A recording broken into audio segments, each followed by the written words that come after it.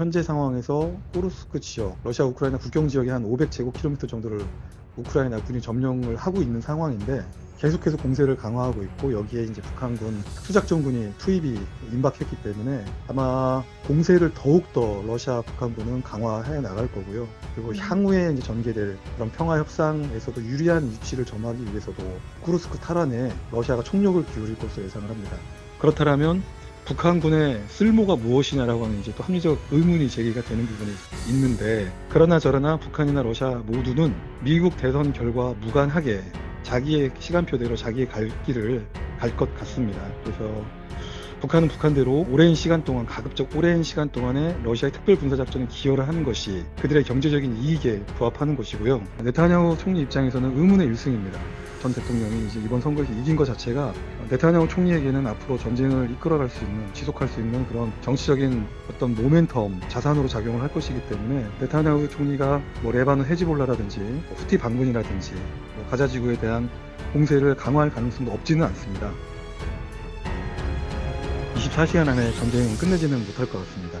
우크라이나, 러시아 양자 간의 문제가 아니고 유럽연합, 그 다음에 북대서양 조약기구, 미국, 여러 이해 당사자들이 함께 해야 되기 때문에 24시간 안에 전쟁을 끝나겠다는 건 사실은 조금 허황된 공약일 수가 있고요.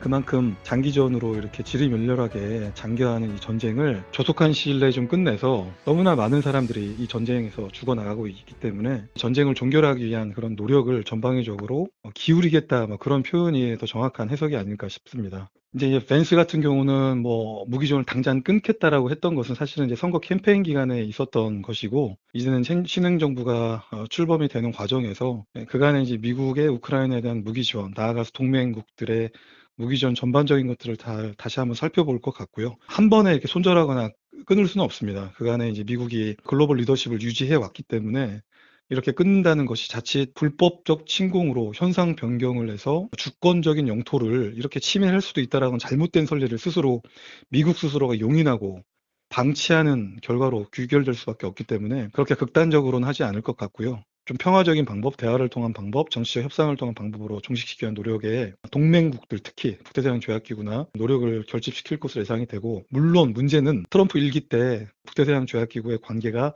최악의 시기였습니다. 사실은 지금은 두 개의 전쟁이 지금 벌어지고 있기 때문에 이 모든 사안들을 미국 혼자만의 힘으로 돌파할 수 없기 때문에 결국은 미국에도 북대서양 조약기구가 필요한 것은 사실인 것이죠. 트럼프의 입장 자체가 거래주의적 동맹관, 불개입주의 등을 좀 천명했던 부분이 없지는 않은데, 우크라이나 전쟁이 장기화하는 것, 중동 지역이 불안한 것이 결국 미국의 이익에 합치하지 않기 때문에 그런 부분에서 적정 수준에서의 개입은 있을 것이다, 이렇게 전망합니다. 이게 사실은 가장 첨예한 문제가 될 것 같아요. 각 측의 입장을 좀 살펴보면 우크라이나는 즉각적이고 그리고 완전하게 러시아군이 철수하지 않는 한 평화협상 자체가 성립될 수 없다는 입장이고요. 러시아는 현재 러시아가 점령하고 있는 그 지역들, 평화협상의 전제 조건이 될 수 없다는 거, 이렇게 좀 맞서고 있는 겁니다. 다만 이런 부분에서 아직 명확하게 트럼프 측에서 영토 문제에 대해서 명확한 입장을 내지 않았기 때문에 과연 누구의 손을 들어주고 그래서 어떤 방식으로 종전이 이루어질까는 조금 아직은 불확실한 측면이 있습니다만, 공화당 측은 아무래도 러시아 측에 유리한, 그래서 러시아가 점령하고 있는 영토를 암묵적으로 용인하되 우크라이나의 어떤 피해 복구를 위해서 경제적인 수단으로 러시아가 보상을 해주는 거래주의적 평화 협상안을 러시아 측에 제시할 것 같고요. 일정 부분 러시아도 이런 부분에 좀 호응을 할 가능성이 있어 보입니다. 현재 상황에서 쿠르스크 지역, 러시아 우크라이나 국경 지역의 한 500제곱킬로미터 정도를 우크라이나 군이 점령을 하고 있는 상황인데 계속해서 공세를 강화하고 있고, 여기에 이제 북한군 특수작전군이 투입이 임박했기 때문에 아마 공세를 더욱더 러시아 북한군은 강화해 나갈 거고요. 그리고 향후에 이제 전개될 그런 평화 협상에서도 유리한 위치를 점하기 위해서도 쿠르스크 탈환에 러시아가 총력을 기울일 것으로 예상을 합니다.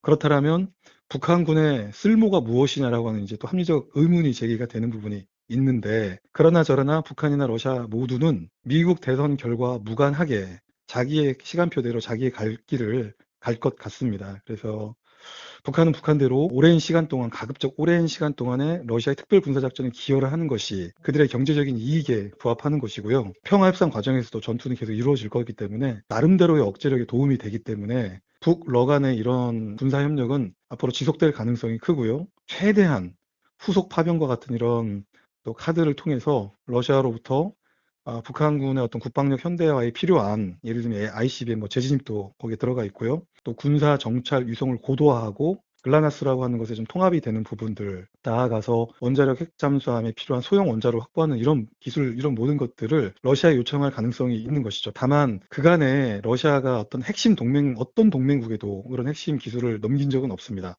반대로 러시아의 어떤 핵심 동맹 국가도 러시아의 그 특별 군사작전에 어떤 물리적으로 도움을 준 국가도 없었기 때문에, 그런 측면에서 분명히 러시아와 북한의 관계는 이제 군사 동맹을 넘어서 혈맹으로 나아가는 부분도 분명히 있기 때문에, 김정은 북한 국무위원장이 바라는 그런 일부 기술들을 제공해 줄 가능성을 높인다고 할 수 있겠죠. 두 번째가 이제 중동에 벌어지고 있는 이스라엘 하마스 전쟁과 이제 5차 세계대전 임박한 이런 부분들을 어떻게 안정적으로 관리하느냐가 두 번째 이제 도전 요인이 될 것 같습니다. 트럼프 대통령 당선자나 네타냐후 총리나 다 상남자 브로맨스를 가지고 있고, 네타냐후 총리도 이 전쟁을 미 대선 전에 확전을 이렇게 좀 위협을 계속 조성함으로써 사실 민주당에 부담을 줬던 것도 사실이고, 그런 것을 통해서 공화당도 일정 부분 반사 이익을 본 것도 부정할 수 없는 것이죠. 네타냐후 총리 입장에서는 의문의 일승입니다. 전 대통령이 이제 이번 선거에서 이긴 것 자체가 네타냐후 총리에게는 앞으로 전쟁을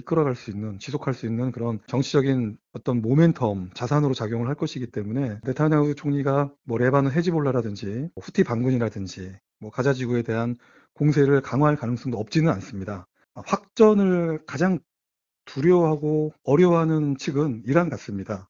지금 이란으로서는 지금 전면전을 시작할 경우에 지금 그나마 희망이 보이던 경제 회복이 폭망할 가능성이 더 커져버리기 때문에, 그래서 아주 제한된 수준, 그러니까 일부 군사 시설, 서로 용인할 수 있는 수준 정도에서의 예측 가능한 공격, 이렇게 좀 지속될 가능성이 있지만, 그렇다고 해서 그것이 이스라엘과 이란 간 전면전으로 일어날 가능성은 좀 크지 않다고 생각합니다.